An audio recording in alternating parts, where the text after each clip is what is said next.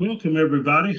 In this event, we're going to talk about 5 essential elements to improving corrective job plans. And I'm Jeff Shiver, Managing Principal for People and Processes. I spend a little time today and talk about how do we actually improve or really take a step change in our maintenance planning and scheduling activities, specifically in this case, maintenance planning. With that, let's get started. So here I put what we call the big picture, and it really talks about how do you put together basically your maintenance strategies, and you have some processes. So I'm over in the green section, and I'm really talking about, it could be RCM analysis, it could be FMVA, failure modes and effects analysis, or it could be simply PMO, preventive maintenance optimization, for example. But out of that, you've got some tasks, some maintenance tasks that you put together. Some of them could be time-based, schedule restoration, schedule discard. Some of them could be failure finding activities. And most of them, hopefully, are inspections where you're trying to find things in the act of failing. In the RCM world, we call that on condition task. We actually don't do maintenance until we detect condition. If you think about the PF curve, that's where we're at. We're trying to find the potential for the failure. Okay? And out of that analysis piece, what we get into is here's your proactive maintenance procedures. We push those in the computerized maintenance management system. Ideally, we workload level and balance those and trigger them out at some interval. Hopefully they're triggering out 4 weeks before we need to do the work so that we can properly build a schedule from that. We create a backlog, if you will, of work that we're anticipating doing with regards to the PM. So we can, by doing that, it allows us the opportunity to slide things in and do multiple activities on the same machine, for example. So we maximize that downtime that we have made available to us. Okay? And then what happens is we put that into the schedule, we schedule it, we coordinate those activities, we execute it, and we pass some feedback loop into planning, and then planning. And then with the planning piece is really what I want to focus on today. And we build reusable corrective job plans. And when I go and I talk to planners, for example, and this is why I put this up, when I talk to planners, most of them will tell me, if I say, tell me about your job plans, they'll say, Jeff, I've got all these PMs. And they miss the fact that we really should be thinking about how do we have corrective task lists, hence the job plan, if you will. And so that's what we're talking about here. And we talk about the differences. The PM task list and the corrective job plan are really very similar. So we could have an overhaul PM or a restoration PM, if you will, that is very specific. Here's the certain steps you do to correct something that we might have identified or that we're going to do based on time. We're going to overhaul this machine, every year, every 2 years, whatever the case may be. The corrective job plan really is something that we do when we find, for example, an inspection. We talked about an inspection PM, and we find things that are in the act of failing. And so then we go in and we do this repair. Well, at the end of the day, we realize that maintenance work is repetitive. Today, we work on this particular piece of equipment, and 6 months later, 2 years later, we're going to come back and do the same thing. So why is it that we have to reinvent the wheel? And the point is we build corrective job plans to enable us to do that. Now, I'm going to say something here as well. Many planners will tell me and say, Jeff, I just work order history.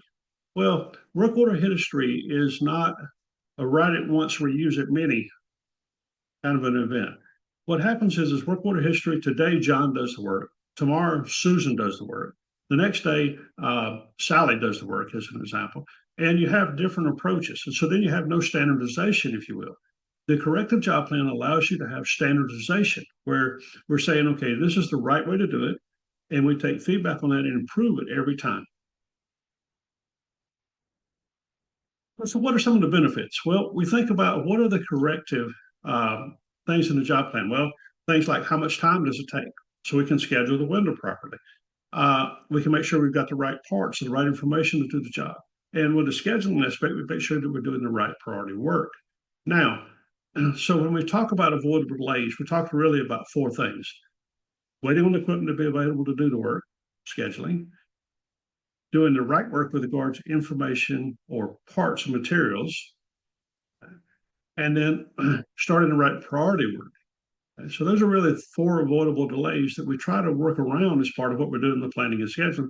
And the job plan just simply enables you to do that. It takes less time in planning because as we build these job plans, we only have to pick up improvements as we move along. Once we start, especially if we've done a fully detailed job plan, we can simply just improve it over time based on technician feedback. And the nice thing is, even if you have a failure, for example, you can print off a job plan or look at the job plan, for example, and say, okay, what do I need to go do? So I'll tell you a quick story. One of our clients, they they had a failure, and the engineering manager going through the planning and scheduling class along with other members of the team at that particular facility, and he walked out and just observed the technicians. And it happened to be on the smelter, and they went back and forth to the shop, and the shop, now mind you, was on the other end of the plant. They went back to the shop. They would get, for example, like lifting straps, and they'd come back over and realize they didn't have the right size lifting straps. So then they'd have to go back to the shop again. And they said, Jeff, there was all this back and forth. And the benefit of having, for even, for emergency work, we could print off that corrective job plan and say, here, Mr. and Mrs. Technician, here's what you need to go do it. So we get these parts from the stockroom, get these lifting straps, get whatever you need, and then we can reduce the back and forth, if you will, and we can expedite the repair. So even in an emergency, corrective job plans can be utilized, not just for doing corrective maintenance in a planned environment. The other thing about standard job plans is because we're improving them over time, we can improve the estimates. And ideally, the planner makes the first estimate, if you will, based on their experience. Ideally, they have craft skills, and they've done that in the past. So now they know how long it takes. But every time that we do it, it's another opportunity to improve it. And we can also whittle away and make things much better. And many of you will say this is true in today's world as well. It's very challenging in many regions to find highly skilled technicians when we hire them. And so these corrective job plans become great training tools. And because we have done the work multiple times, we continue to reuse the job plan, we can improve schedule compliance because we know how long it's going to take. We can make sure that we've got the right materials there. And so it's very helpful to standardize the work, if you will. So great job plans contain all this stuff, if you will. The purpose of the work. Who do we need to notify? Who are the crafts that are going to be involved in it? What are some of the safety issues? And I'm not going to go through all this, but you get the gist of this. There's lots of parts and pieces that we're trying to identify on the front end where we can, or on the backside when we'll come back and improve the job plan over time. So you might ask, Jeff, well, what is a good job plan? Well, interestingly enough, the goal is to give the technicians a head start. And so a good job plan is really simple, 3 things: crafts, estimated hours, and the materials or parts that are needed. Now, that's not a detailed job plan, but it's a head start. So if you're a planner and you've got 30 jobs to plan for, that are in your queue that you need to put together a proactive plan for, let's plan all 30 with these 3 minimal things: crafts, hours, and materials. And then what we'll do is we'll come back and we'll pick 2 to 3 that are more complex jobs, and we'll plan those in full detail. Hence, the great job plans contain all this information to make it easier for the technician to do the job the same way every time. And what we want is we want feedback. And so we think about good job plan to great job plan, we have feedback from the technicians. And to do that, we use a feedback form. Now, this can be electronic or it can be printed on paper. And in some organizations, they've actually built a form like this, and we have some clients that actually built this very form into their computerized maintenance management system, their CMMS, Hexagon, or whatever And so what they're doing with this is the technicians give feedback. So if I put out a minimal job plan, the only way a minimal job plan works is I have to have the feedback loop. And the feedback loop asks the technician specifically, what do we need to do to improve the job plan? Were there additional materials that you used? What are some of the task steps? How long did it actually take you? And we take that information, the planner takes that information, and they improve the job plan over time. One of the things I see as a struggle for planners as well is you need to set up a cadence. What I mean by cadence? Well, what's in your queue, this awaiting planning? And with that, of that stuff that's in your queue, you create a listing, you print them out, whatever the case may be, and which items require detailed planning. And so if you're to look over here to the side, this first piece we're doing is the initial scoping. Well, what do they want us to do? Did they pick the right asset? Is the time frame that they're asking for reasonable? Is that something that we can do that we're going to do, for example? That's initial scoping. And then the job research with regard to that, do you already have a plan? Does it require a plan? Realize that every job can benefit from some level of planning. Doesn't necessarily mean that it requires a job plan. For example, if I was going to change the lamps in your office space over your head, I may just need a ladder and two T12 lamps or whatever it is. And that's all I need to note on the work order. I don't need a formal plan. But for things that are more complex, obviously we want to have a better plan, more information, the parts identified, and so forth. So what we've done is if we determine if we don't already have a plan, then we're going to need to walk it down. And I'm going to show you a walk down template in just a minute. But with regard to that, what we're looking for is, you know, what I need, what's my list of things I need to plan, right? And I'm going to have those, and I might route them. So let me start over here on this side of the plant. I'm going to move across the plant here, and a planner should spend a third of the day in the field. And so what I'm doing is I'm walking those jobs down. I'm using my walk down template, and I'm making notes. And I'm going to come back to my desk, and I'm going to plan those in more detail. So what are some of the planner tools? Well, not a radio, by the way, not tools, but what I need is I might need a tape measure. I might need a sketch pad. Obviously, I could take my camera potentially if I'm allowed to do that. I could voice record if I'm in somewhat of a quiet environment where I can make out my recording. And I can even take that voice recording, for example, and I could send it to like Otter AI or whatever the case may be, and I can transcribe it. And so I can make notes. I can do that on the notepad as well.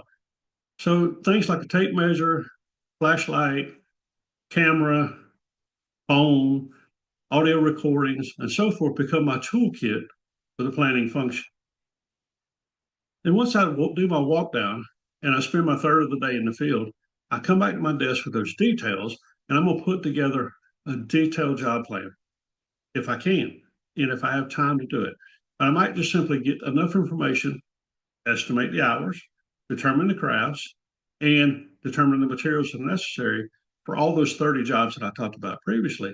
And again, I'm going to plan 2 to 3 in more detail. So I might gather more information while I'm doing my walk down with the intent of building those detailed job plans when I return. So here's a maintenance planning checklist, and I wanted to share this with you.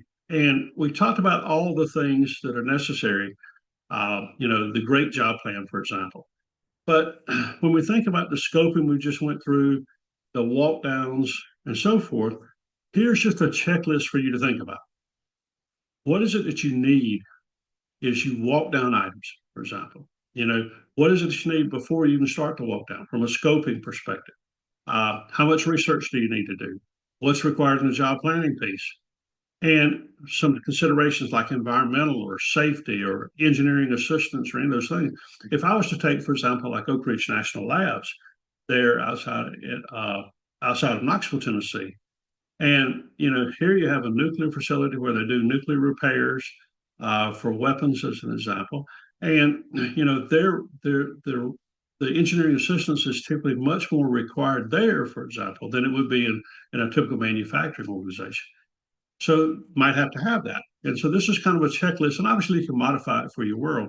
And one of the things I wanted to share, I actually want to share this with you. So here's this template.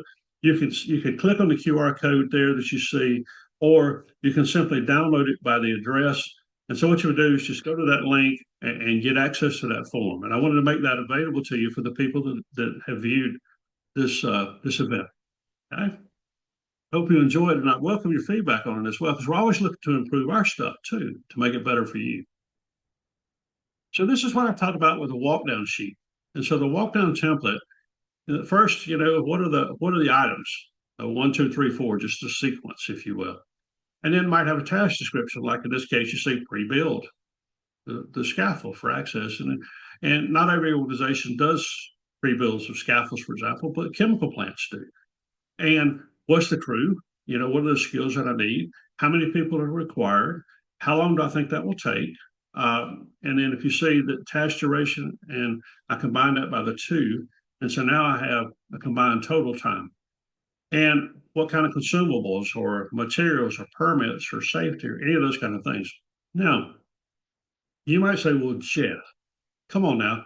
I don't necessarily need like anti-seize, for example. Well, because the technician would already have that on their toolbox or in their on the truck or whatever the case may be. Well, let me give you an example to consider when you're thinking about those things. For example, if I'm in a mine and I use mobile equipment and it happens the drag lines are 16 miles out from the central shops, and a technician goes in the truck and he drives over to where the drag line is. Well, to get there, he leaves the shop, he drives across paved road, and then he gets on a dirt road, and then he has to stop and open cattle gates, for example, and close the cattle gates behind him because they don't. The company owns the mineral rights; they don't necessarily own the lane, and so they go out to that location, and they get out there, and let's say it takes them an hour to go that 16 miles because having to go across pastures and so forth. And they get out there and they realize they forgot the can of anti-seize, or it was empty on the truck and they forgot to refill it the night before when they came back in. So then what happens is that they have to drive back an hour to the shop, get the can of anti-seize, and then drive back. So now we really lost 3 hours and we haven't done any work yet. So it's a good idea to think about things that you might need, like consumables, when you're developing your job plan and when you're doing your walk down. What is actually needed? And again, the goal is you're trying to give those technicians a head start. And I can tell you as a technician, I would much rather the planner tell me, for example, that I need to carry anti-seize or something else before I climb 200 steps up to the top of the silo. Okay? Give me what I need. And that's what we're trying to do. And that's another case where we're trying to eliminate the avoidable delays. So again, a walk down template, you populate this, and as you walk down, you would have one for each job. So you might put a job number on the top or whatever the case may be. And you come back to your desk and you do the detailed planning. And when you sit down at your desk, you really should have a template. Now, this is a simple paper template, if you will. And I put this up here for you to see. Other organizations, it's embedded in the computerized maintenance management system. Okay. In Maximo, it would be called a job plan. And again, the only difference between the task list for the PM and the corrective job plan is that we schedule those out at some frequency for the PM. It triggers out, every month, every 6 months, every year. And we trigger them out, 4 weeks in advance. So that's really the difference. But again, what's necessary? So if you don't have it built into your computerized maintenance management system, you don't have a good way of storing it, which we'll talk about later. What you have to do is you have to basically put it into a spreadsheet or a Word document. And many companies will do that is they'll develop them inside, say Excel or Google Sheets or whatever the case may be. And so you really need a template and you need to be consistent. And the point too is if you have multiple planners, you can share these. And you really need to harmonize across the site or the enterprise, really, multiple sites. Here's how we do it, because nothing prevents a planner from a different site, for example. We have similar equipment. Let me go ahead and see what this other planner, say in Lake City, Florida, has developed, and I'll pull that across, and I can use it in Atlanta, Georgia, at that site, for example. So it makes your job much easier. Again, the whole point of this is write it once, reuse it many. So when we think about the task descriptions that we're going to write, we want to make sure things are written to a specification. Some people will say, Jeff, I don't need to tell the technician a ton of detail. I just need to tell them what to do, not so much how to do it. Well, I would challenge you on that. First, we talked about that the tech skills that we used to have are not the skills that we have today. And these things become great training tools. In addition, we're trying to get things to a specification. So I'm not looking for you as a planner to put in, for example, like righty-tighty, lefty-loosey. I expect the technician to have those skills to be able to do that. However, I am looking for you to put in, you know, torque the bolt to 75 foot-pounds or whatever the case may be. And in this case, you see some examples of specifications. Plug all ports, all supplied from these particular units located on the bottom floor. Uh, you will notice here, for example, too, that they actually, in the task description, typically you would list the tools over here on the side, but actually in the task itself, they called out the tools necessary for that task. And again, just depends on your organization. But a lot of organizations have moved to doing this more so because of the fact that they don't necessarily have the skills of the workforce. Again, you may be different. We'll talk more about that. Here you see the gap. Here you see another cheek plate gap, 500 psi. Oops. And here you see open bottom manway. And I'm going to mention this as well. And here it was talked about the tools and the PPE, for example, that's required for that particular task. And it happens that this particular organization, they manufacture latex rubber products, and they're surrounded by other refineries, for example. And the refineries can pay much more money. And so they know when they bring technicians in that they're only training them up to a certain level, and then they're going to go to Motiva or one of the other big refineries. And so as part of that, they're hiring lesser skilled technicians and training. So again, the training tool concept, they're putting more information in. And you will also notice something here, and I specifically put this in to share this with you. But you notice these parentheses, open parentheses, close parentheses, and basically a place for an initial. And some organizations do that as well. When they actually create the job plan, they have a place for the technician to initial each step. And they might have a place at the bottom where the technician signs it off, saying, I've completed every task on here. But it's a way to make sure that we don't miss something. And it may surprise you to know this, but even though we supply checklists, people tend to glance over them. And so if you've enforced the initials or whatever, then it allows you to try to do a better job of ensuring that no step is missed. And it might not matter in your environment, but in other environments, it can be critical and actually create an issue, an environmental spill or a safety issue, or other things, if things are not necessarily checked off in the right order. So it's really important that we do it in those ways. Now at the bottom, you see that it says what level of plan is required. Okay? And again, it's not about righty-tighty, lefty-loosey for the technicians, but really think about the skills of your crafts. And you have to be careful because I go to organizations and they'll tell me, they say, well, our journeyman mechanics have all these skills. Okay. And I'll look and I say, but those journeyman mechanics that you had are not the journeyman mechanics that you have today. They're like, well, yeah, that's a good point. And so no harm in having more detail in the task step. No harm in doing that. Okay? But obviously, we don't want to write a book either. So again, I'm not focused on every task step, but I am focused on the specific specifications that give me the opportunity to ensure that I'm doing a level of precision maintenance when I do the repair or restoration or whatever the case may be. And it really brings us back to this piece here. Realize that from our standpoint, we know that 70% of failures are self-induced.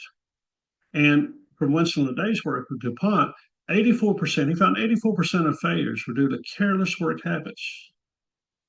Careless work habits, 84 and 70%. So if you think about this, who is the enemy? We are. We kill the reliability of the equipment. It could be that it's the operator, the maintainer, the storeroom person by the way they store the materials. It could be the engineering aspects. When we engineer something, we install it. We don't do shaft alignment, as an example, or we don't build a good solid base for the pump.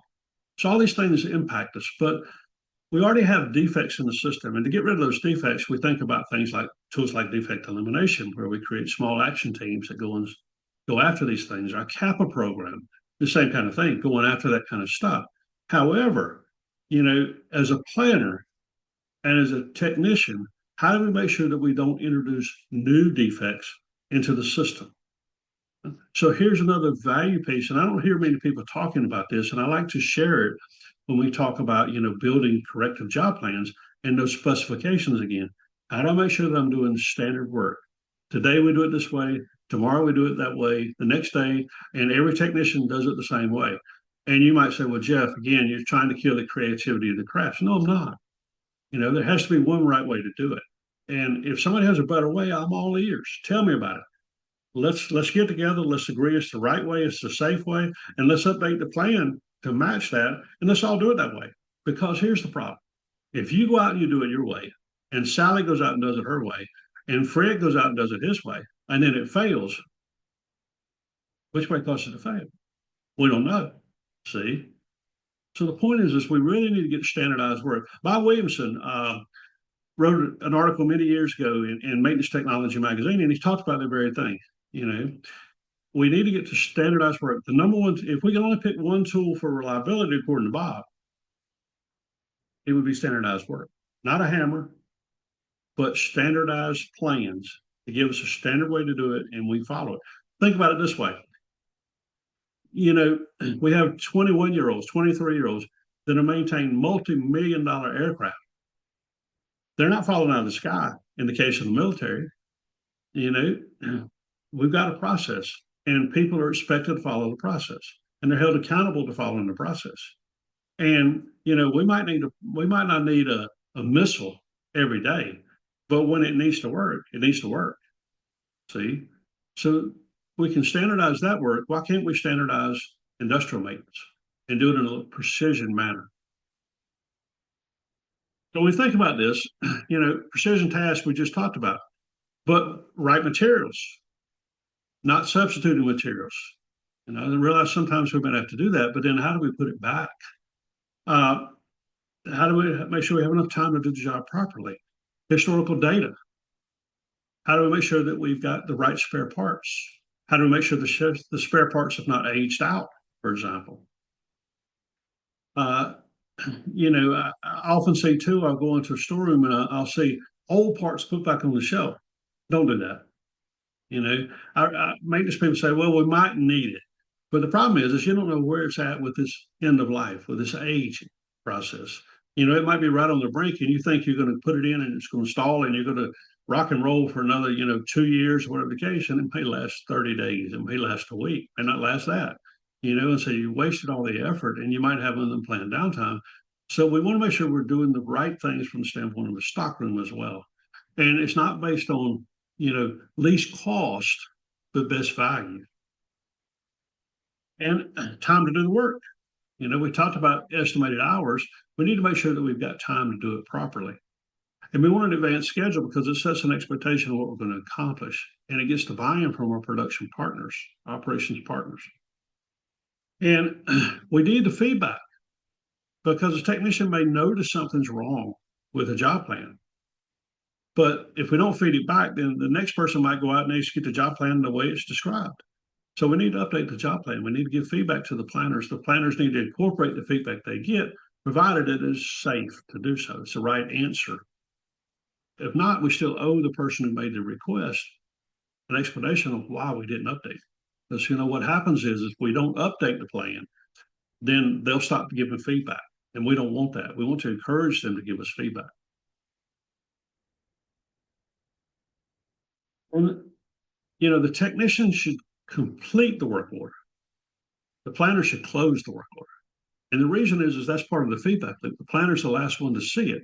They can archive it off. They can make sure that we use standardized terms. They can make sure that we use failure codes.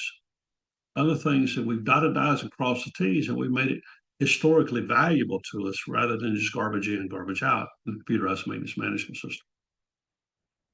As a manager for the planners, I encourage you to think in this way. We want minimal job plans, not just notes on the work order, or to go back and have just work order history.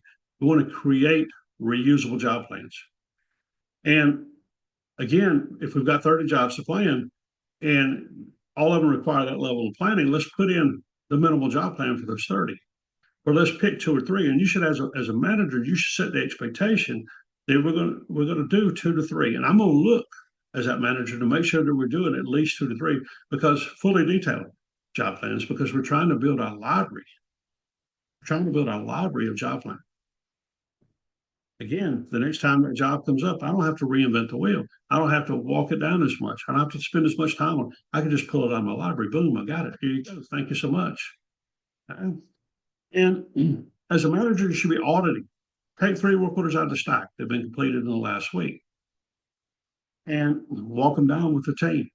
Take the storeroom person, take the plant manager sometimes, take the person that did the work, the technicians, take the planner, take the scheduler if you have a scheduler. And look at what worked. Did the estimated hours match the actual hours? Uh, did we have specifications for tasks? And don't go in and, for example, when I talk about specifications again, I'll say this: torque the bolt per the manufacturer's specification. Nope, because now we just sent the technician back to the shop to find the OEM manual to try to find what the specification was, 80 foot-pounds or whatever. If we're going to have a specification in it, let's put the number in there. Gaps, fits, clearances, belt tension, so forth. We want to identify that stuff in the job plan itself. Right? Identify the parts correctly. Did we kit the parts? Did we use the kit? I was just at the site this last week, and they said, "Hey Jeff, we started doing all this kitting, but now the maintenance people, they're not taking the time inside the CMMS to find out if it actually has a kit built. What they're doing is they're just going to the stock room and getting new parts. Meanwhile, in the stock room, just a few yards from where they're getting the parts, the parts are already kitted and sitting on the shelf with the work order number, and nobody's looking for that. And so that's an opportunity for management. You as the manager go check and say, well, why aren't we doing this? And setting the expectation with technicians, well, why would we kit this if we're not going to use the kit? And the whole point of doing this is to save the technicians time and drive the efficiency of the technicians up, but at the same time, get rid of the barriers and frustrations because they may not think of everything that we need. Again, hence another reason for the job plan. And we're using the feedback loop. So here was the job. We're walking it down and we're looking back and saying, okay, well, what feedback did you give? Because clearly you used a different part than what was on the list. Why did we not give feedback to the planner? And so it gives you that opportunity. And again, as Everest W. Deming said it best: improve constantly and forever. And the feedback loop gives us that opportunity to improve, provided that we see it, have the discipline to see it all the way through. And one of the things we want to consider as well is how do we name the job plan and where do we store it? As I mentioned early on, so we have the opportunity to store it, for example, in the computerized maintenance management system. And typically it would be in the task module or the job plan library or whatever the case may be. In the case of Maximo, for example, it'd be a job plan. But it happens that some companies, for example, I'll use the company I was at last week as a great example. So it happens that their computerized maintenance management system is not all of that, unfortunately. Software as a service, and the company just hasn't caught up really with today. And what happens is you really can't store the job plan and pictures and other things in a way that makes it consumable by the technicians. So what happens is they use a tool that's called Dozuki. And with Dozuki, it's another software. It actually allows them to go in and create the job plan and add the pictures and so forth. But yet what they do is they provide a link inside the job plan task, if you will, inside the computerized maintenance management system that references over to the Suzuki platform, and then the technician can pull it up on the tablet and actually see that detailed job plan. But meanwhile, the parts are still consumed on the work order, which is part of the job plan. See, so every organization might be a little bit different. Some organizations don't really have a good system at all, and they are forced to put it into an Excel spreadsheet or a Word document and put it on a shared drive. And if you do that, I encourage you to have, basically the original document in a place where the planners, not just one planner, but the planners can modify them, okay? And realize that you may not want to store them as an asset number by itself. You may be more generic, and here's why. Let's say I've got 20 Dual Series 60 pumps, okay? I'm not going to write 20 job plans. I have to go update 20 job plans. I want to write one job plan. See, so if I bury it underneath a particular asset, I may not can find it. So again, you may have a more general approach, a more general naming approach, where that covers that job plan for all, that handles all 20 assets. Now, there's nothing wrong with listing those assets on there, but you may not want to name it for this specific singular asset when you have 20. So you should be thinking about that in a broader sense. Okay? Ideally, if we can follow the equipment hierarchy, that'd be great. But again, the point here is we want to set them up for recall. So how do we use them? How do we find them tomorrow and the next day? Or even more importantly, how does another planner, either at that site or at a different site, go in and actually be able to pull those across and be able to identify them so they can leverage them for their work? Okay? And ideally, if we have an enterprise-based system, we really want one job plan, if it makes sense. If you know, for example, if we had a site in Wisconsin and a site in Tennessee, you know, can't we use the same job plan if the equipment's the same? Why does it have to be different? But I realize there may be nuances, and just raises the question, though, right? And so we talked about shared drives, we talked about naming, but the whole point of this is, you know, we've got to store them for reuse, we got to name them for reuse and for recall. And the whole goal is we don't want to write 20, we want to write one.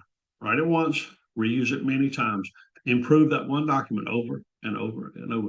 So much so, there's no such thing, in my view, as a perfect job plan. There's always an opportunity to make it better. Tweaks here, tweaks there. But we have to have the technicians to give us that information. Okay, hence the feedback form that we talked about. Let's talk about what we've discussed in our time together today. Reusable versus routine. So that PM may be singular, goes out for a single Gould Series 60 pump based on the operating context. However, we can have a reusable job plan that does the correct repairs, all 20 Gould Series 60 pumps that we might have. See, so think about that. And if I was to come and ask you, how many job plans have you created this week, or how many job plans do you have in the job plan library? I am not talking about your PM task. I'm talking about your corrective job plan library. Okay? And the real goal of planning and scheduling is to reduce the avoidable delays. And by having the information on the job plan, it enables having the materials on the job plan. It enables the technician to go out and execute the work much more effectively. And I talked about craft efficiency earlier, but it's really about the barriers and frustrations. I would much rather, if I was a technician, to be able to go out there and have a kit, go out there and execute the job. I don't want to have to go out there and figure out what I need to do, and then come back and get some materials, and then get into the job and realize, oh, I didn't get that piece, or I forgot this piece, or I'm out of this. And then I've got to go back to the shop again or the storeroom and get it and come back. If I can set myself up for success, give me everything I need and let me go out and do the job. And then I can go on and move to the next job. It's common sense, right? And how do we make sure we're doing precision maintenance at the end of the day? There has to be one right way to do it. And if we have 70% self-induced failure or 84% of failures due to careless work habits, how do we solve that problem? There has to be one right way. It has to be standardized work. And how do we leverage feedback? Again, no such thing as a perfect job plan. There's always opportunity to do it. And as I said, when we're starting out and we're building our level of planning maturity, what we're trying to do is let's build a job plan library. But to start that, we might have those 30 work orders we talked about that we need to plan. Let's start them with three basic things: estimated hours, the crafts we require, and the materials to give the technician a head start. But then we have to have the feedback loop, okay, to make the job plan better. And again, target 2 to 3 fully detailed job plans every week from the planner. And we talked about naming and storage. I also want to share with you as well, are you ready for the next steps? And here you see our planning and scheduling certification. And one of the very first things that you would take is our planning class, our 3-day planning class. That's available on site or publicly. And then as part of the certification, we're required to take another class. In this case, you might choose our Proven Solutions for Maintenance and Reliability, which is really like a Maintenance and Reliability Best Practices 101 course, if you will. And it's modeled after the CMRP, the Certified Maintenance and Reliability Professional exam, and the body of knowledge for that exam as well. And then you might as well continue on with on-site coaching. And so you have focused coaching with a planner, typically for a week to 2 weeks. And what you're trying to do is get that level of competency up around what would be considered best practices for planning and scheduling. In this case, the coach actually comes and works with you specifically at your site, attends the meetings, looks at the schedules you're creating, will help you build a schedule if needed, will help you build job plans, will help you develop a template, whatever you need to help you raise the bar with regard to your planning and scheduling. And then the final thing as part of the certification is you would complete a project. So that coach that we talked about with regard to coming on site might very well help you to hit a target, some kind of a thing that a project that you want to do that would improve the value of planning and scheduling in the organization. It might be developing the work processes or other things relative to that. Might be doing a very detailed set of job plans, on a very specific piece of equipment to improve it. Again, what you're trying to do with the project is demonstrate a level of competency, and then that's reviewed by people and processes, and also the University of Tennessee as well. So this is a partnership. The planning, our planning and scheduling certification is a partnership with the University of Tennessee Reliability and Maintainability Center. So the certification actually comes from there. Okay, but we manage it on our end. Right? And so I really encourage you to consider that. But the first step, if you haven't had one, our 3-day maintenance planning and scheduling course. You can look online at our website. You can find the public locations or bring it on site. And typically, if you have 4 or 5 people, it's less expensive if you factor in travel. Simply bring it on site, and you can actually train more people, 10 for what you would have spent for 5. Okay. That said, I wanted to make this offer to you again. I'll pause right here and allow you the opportunity to use the QR code or actually copy the link. And with that said, I hope you enjoyed our time today. If I can help you in any way, reach out to me on LinkedIn. I'm Jeff Shiver, and I'm Jeff Shiver at People and Processes. Have a wonderful day.